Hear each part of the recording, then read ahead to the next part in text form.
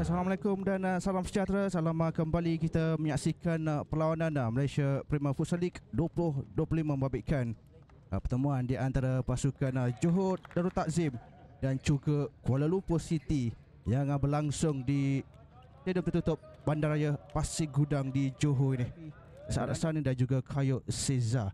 Dan seperti itu untuk pasukan Kuala Lumpur City, mereka letakkan di gol. Dan itu dah sepak mula untuk di babak yang pertama untuk pasukan JDT dan juga KLCT mencari ruang untuk mencari sesuatu. Kesilapan pula lepas dapat dirampas untuk main pasukan KLCT melakukan percubaan untuk membuka tirai jaringan daripada Almeida, pemain import pasukan KLCT, membuka jaringan pertama mereka 1-0 di depan. Dan lihat bagaimana lantaian ini, kesilapan yang terus saja membawa pada untuk Almeida Dominguez untuk memecahkan kebutuhan mereka. Satu kelecekan awal dan kemudian repatan kaki kiri itu menumpaskan penjaga gol untuk Azrihan.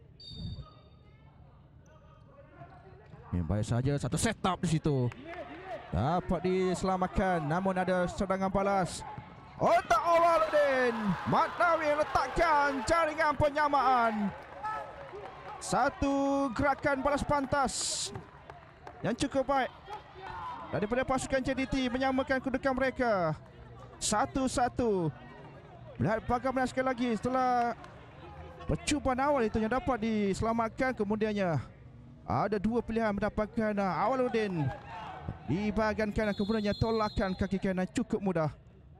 Tak kena jaringan penyamaan pasukan JDT bagi mengimbangi dan pasukan KLCT. Bruno untuk Daniel di ruang yang cukup sempit untuk pasukan JDT di depan. 2-1.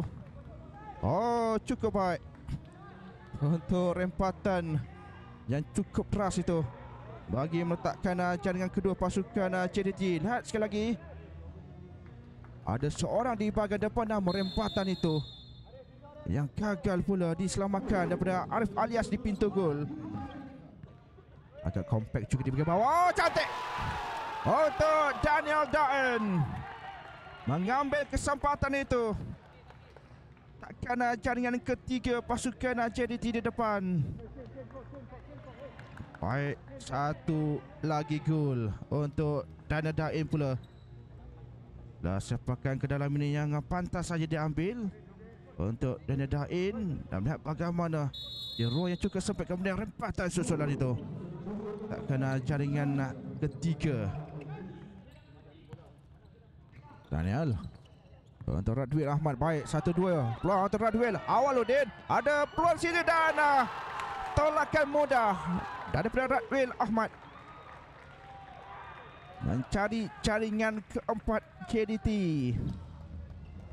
Setelah Awaluddin melihat kedudukan Radwil Ahmad yang lebih terbuka, tapi kita lihat bagaimana permulaan ini cukup baik untuk Radwil dan juga Kayo. Dan di situ Awaluddin juga melihat bagaimana Radwil yang mempunyai peluang yang terbuka untuk meletakkan jaringan keempat. Dia ada halangan, kemas kawalan pada pertahanan. Kesilapan pula peluang Daniel.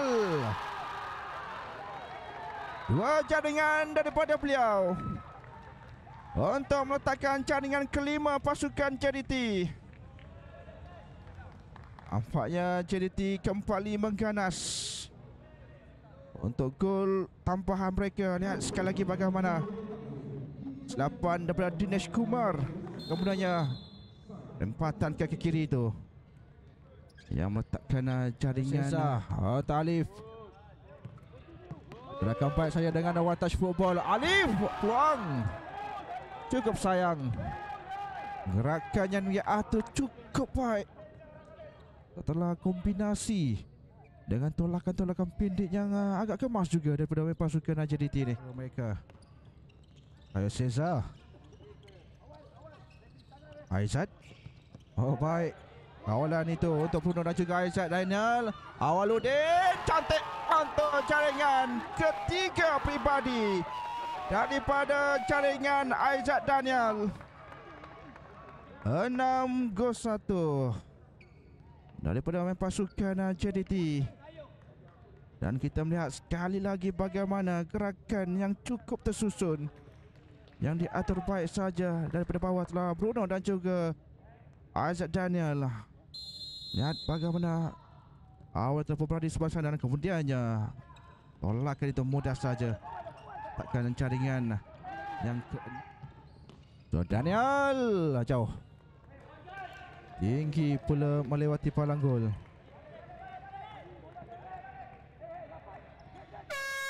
Dan itu dah whistle penamat yang telah pun ditiupkan daripada pengandai perlawanan.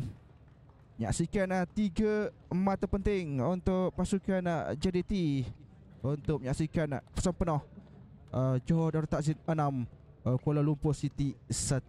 Sehingga kita bertemu lagi. Assalamualaikum warahmatullahi wabarakatuh. Majulah sukan untuk negara. Bye-bye semuanya.